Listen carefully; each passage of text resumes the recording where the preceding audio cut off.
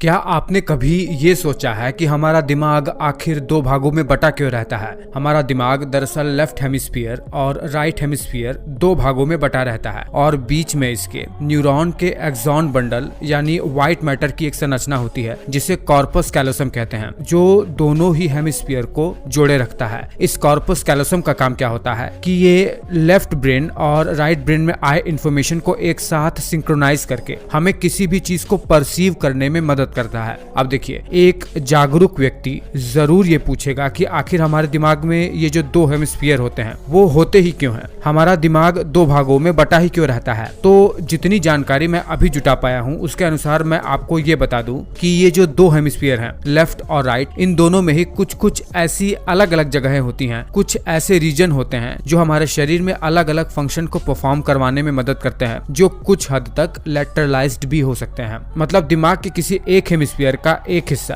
किसी एक specific function को परफॉर्म करवाने में मदद करवाता है। जैसे ब्रेन का लेफ्ट हिस्सा स्पीच और लैंग्वेज के फंक्शन में काम आता है और ब्रेन का राइट हिस्सा किसी भी फेशियल एक्सप्रेशन को रिकॉग्नाइज करने में मदद करता है। जब हम किसी से बात करते हैं तो सामने वाला क्या बोल रहा है ये चीज हम अपने लेफ्ट ब्रेन में प्रोसेस करते हैं और उसके फेशियल एक्सप्रेशन को राइट ब्रेन में प्रोसेस करते हैं। कॉर्पस कैलोसम के थ्रू इन दोनों ही इंफॉर्मेशन का हमारे ब्रेन में एक साथ सिंक्रोनाइजेशन होता है, तब कहीं जाकर हम किसी चीज को ढंग से समझ पाते हैं। और तो और चूंकि ब्रेन में हर एक फंक्शन का अलग अलग एरिया होता है, इसीलिए पूरे ब्रेन को एक साथ काम नहीं करना पड़ता है, जिससे हमारा ब्रेन बहुत ही जल्दी हीट नहीं हो पाता है और हम कुछ हद तक मल्टीटास्किंग भी कर पाते हैं। देखिए, 1909 में जर्मन एनाटॉमिस्ट कॉर्बिनियन ब्रॉडमैन ने मंकी के ब्रेन में उसके साइटो आर्किटेक्चर और न्यूरॉन के अरेंजमेंट के अनुसार ब्रेन में कुछ ऐसे एरिया का निर्धारण किया जो ये बताता है कि ये एरिया हमारे शरीर के कुछ स्पेसिफिक फंक्शन में मदद करते हैं। इसे ब्रॉडमैन एरिया कहा गया। और अभी आप इमेज में जो देख पा रहे हैं, जहां जहां नंबर लिखा हुआ है दिमाग में, वो ब्रॉडमैन एरिया ही है।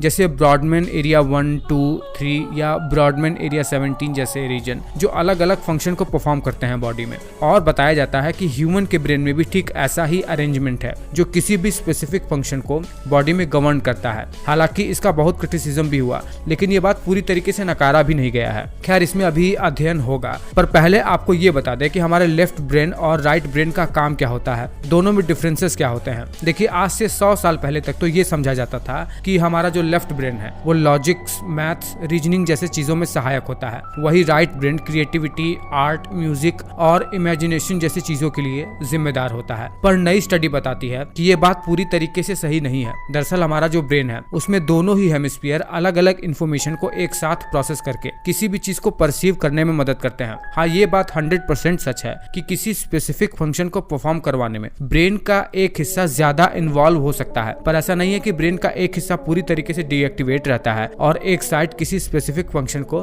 परफॉर्म करवाता है। हमारा ब्रेन का दोनों ही हिस्सा जब काम करता है तभी हम कोई काम ढंग से कर पाते हैं। और देखिए, हमारा ये जो लेफ्ट ब्रेन है ये हमारे ब्रेन के राइट हिस्से को कंट्रोल करता है। जैसे अगर हम अपने दाएं हाथ को हिला रहे हैं तो इसे हमारा लेफ्ट ब्रेन कंट्रोल कर रहा है। अगर हम अपने बाएं हाथ को हिला रहे हैं तो ये हमारा दाहिना हेमिस्फीयर कंट्रोल कर रहा है। ऐसा इसलिए क्योंकि हमारे ब्रेन में जो वायरिंग हुई है न्यूरॉन की, वो इस तरीके से हुई है कि दाहिने हिस्से के न्यूरॉन बाएं में जाते हैं और बाएं हिस्से के न्यूरॉन दाहिने हेमिस्फीयर में। इन दोनों ही हेमिस्फीयर में अगर गड़बड़ी होती है तो रिलेटिव बॉडी पार्ट में पैरालिसिस भी देखने को मिल सकता है या बॉडी फंक्शन में कोई दिक्कत हो सकती है। अब देखिए, अगर आपको ये लगता है कि आपके ब्रेन में कोई स्पेसिफिक हेमिस्फीयर ज्यादा डोमिनेंट है तो आप बहुत ज्यादा गलत सोचते हो, जैसा कि आपको इंटरनेट ने बता दिया है। दरअसल हमारे ब्रेन का दोनों ही हिस्सा जब एक साथ सिंक्रोनाइज होकर काम करता है तभी हम कोई काम ढंग से कर पाते हैं। अगर आपको ये जानना है कि ब्रेन में ऐसा क्या होता है कि कोई व्यक्ति बहुत ज्यादा बुद्धिमान हो जाता है या कोई बहुत अच्छा डिसीजन मेकर बन पाता है, तो इसका मूल कारण यह है कि हमारे दोनों हेमिस्फीयर को जोड़ने वाला जो न्यूरॉन एक्सॉन का बंडल है, कॉर्पस कैलोसम, वो उन व्यक्तियों में बहुत ज्यादा मोटे होते हैं जो बहुत ज्यादा बुद्धिमान होते हैं। यानी कनेक्शन बहुत ही स्ट्रांग होता है दोनों हेमिस्फीयर के बीच, जैसे आइंस्टीन में था। इसीलिए उन व्यक्तियों में दोनों हेमिस्फीयर के इंफॉर्मेशन एक साथ सिंक्रोनाइज्ड हो पाते हैं और ऐसे लोग बहुत ज्यादा बुद्धिमान होते हैं। चलिए, मुझे नीचे कमेंट करके बताइए कि आपको इससे रिलेटेड और क्या जानना है left brain versus right brain के बारे में।